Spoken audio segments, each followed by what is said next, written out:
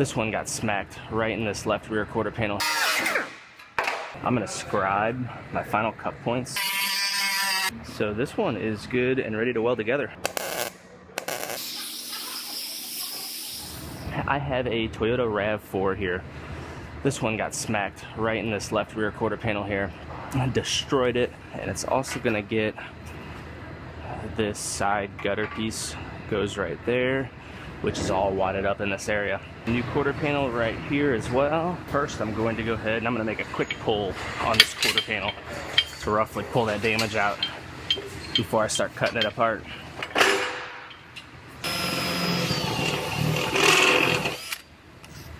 Since this panel is getting replaced, I just went ahead and drilled a hole in the middle of it. I'm gonna put this plate back here. Use this to pull off of.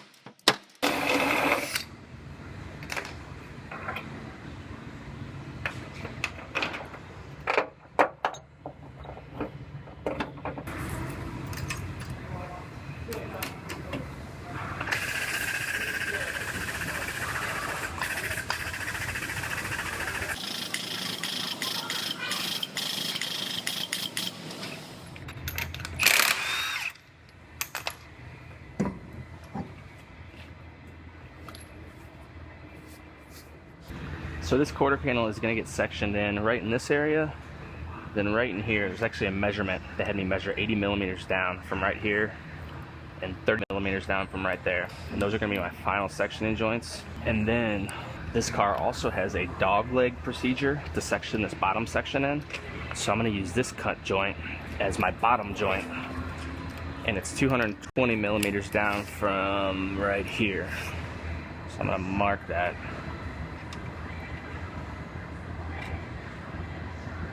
Cut these a little short to start with, and then I'll trim back to my final cutting points. So I'm going to go ahead and get this panel cut off and get this back piece cut off.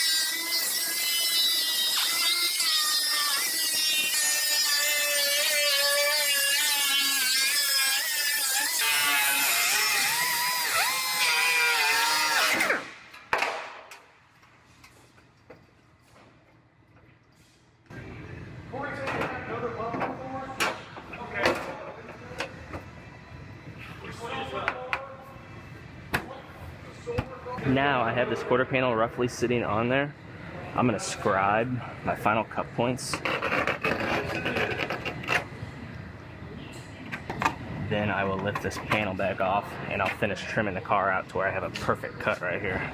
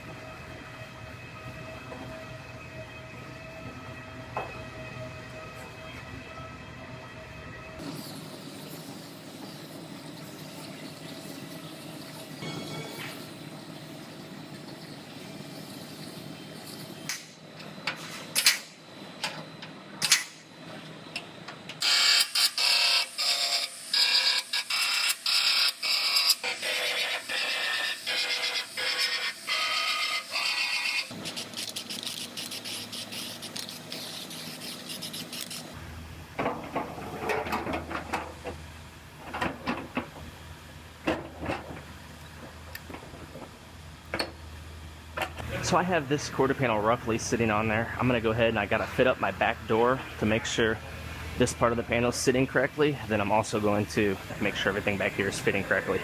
So I'm gonna do that. Once I get it sitting right where it's supposed to be, it'll be ready to weld on.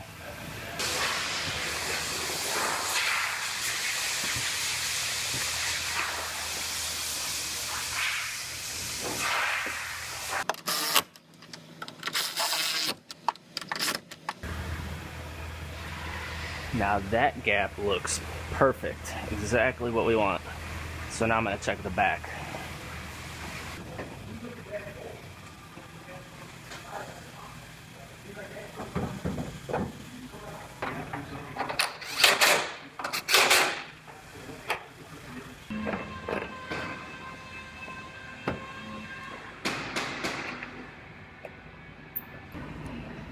All right, let's see how this thing is fitting together. My gaps back here look very nice. They match side to side. I know I already have my door gap, so this one is good and ready to weld together. Go through and do my compression spot welding through all of this area first. Then I have to MIG weld the seams, and there's some MIG welds on the back here. I'm gonna go ahead and pull this one, pull the taillight back out, and get everything covered back up and start welding.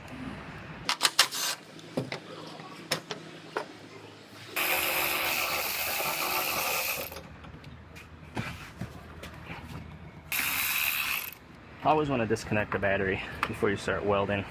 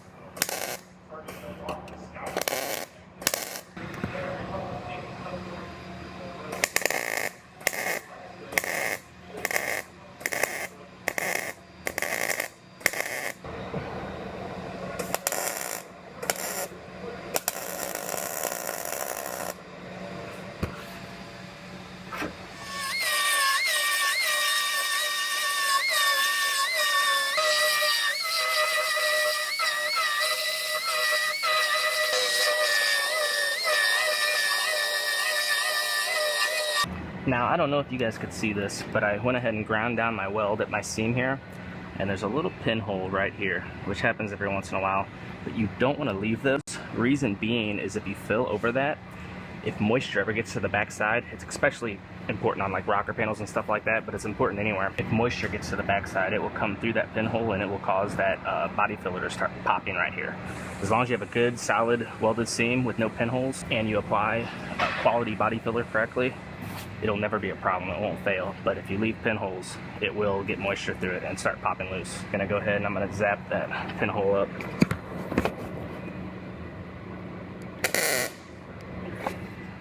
Just like that.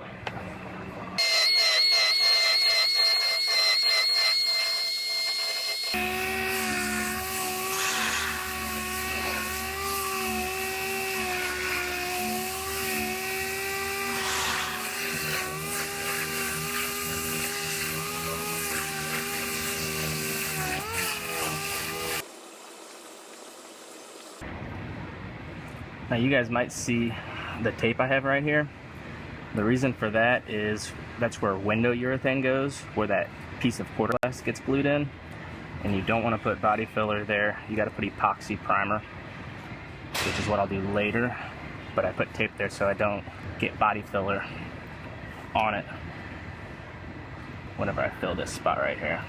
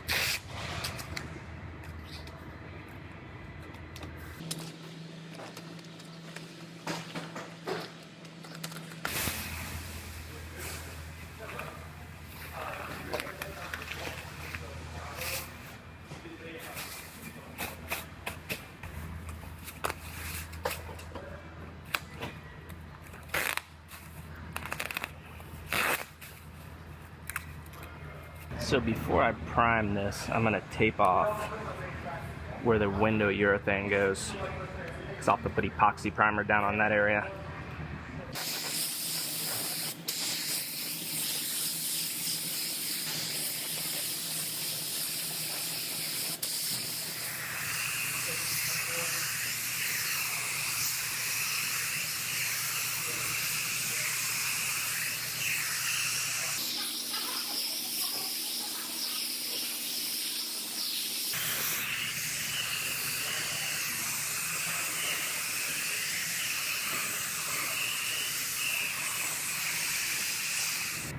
So this is the lift gate for that Toyota RAV4 that I just primed up, and it gets seam sealer all the way around where the outer skin of this panel folds around the shell. It has to be sealed up, so I'm going to scuff it up, then tape it off and lay out a nice bead of seam sealer all the way around.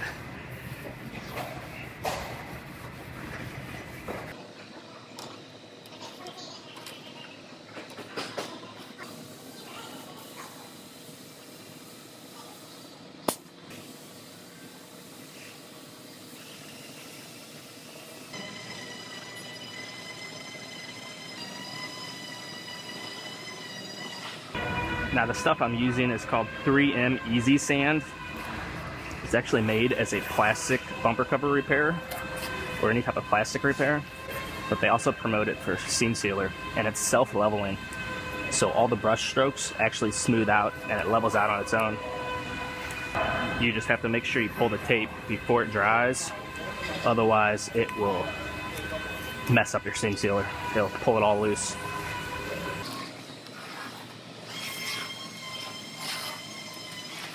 So this is the epoxy primer that I'm going to put down here where the window urethane goes.